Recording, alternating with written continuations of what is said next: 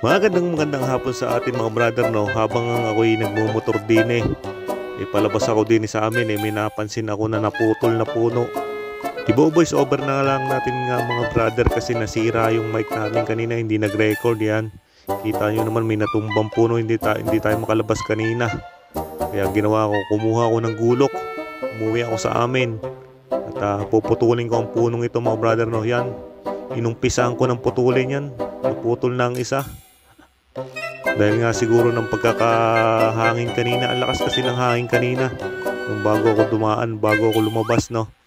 Yan, pinag-isipan ko kung paano putulin yan. Tinira ko na sa gitna, hinati-hati ko na yan, inutay-utay ko ng mga brother, at yan ay bibigay din sa puntong ito. May dumaan nga taga dito, sabi ko malaki-laki rin puno nga rin natumba Kaya yan, sinimulan ko ulit na tabakin. Inutay ko ng inutay. Sabi ko nga sa sarili ko, mapuputol din yan kahit gaano katagal yan. Isimula na nga yung lumagutok-lagutok. Tinira ko ng tinira, inutay-utay ko mga brother, hanggang sa abangan nyo mamaya mga brother, no.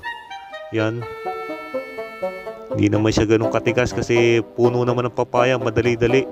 At yan, bumunta ako sa kabilang bahagi para doon ko naman tatapyasin sa kabila. Yan mga brother, no, nagsisimula ng bigla naman bumagsak ng mga brother. Yan na at dagasa na mga brother. At sinimulan ko nang itabi yung puno ng papaya dito.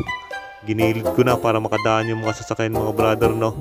At sinilip ko muna, baka may mga dumaan dito. Yan, at kita ko wala, kaya binuhat ko yung puno ng papaya na to. Sabi ko sa sarili ko, hindi naman to kumakain. Ako nga kumakain, kaya kayang-kaya kitang buhatin at isalya. Yan mga brother, yan, oh. Tinabi na natin, binuhat na natin. Binuhat-buhat na yung kabila naman mga brother, no. Aray, nakita natin, itinabi lang natin ng konti at nakahara sa daan.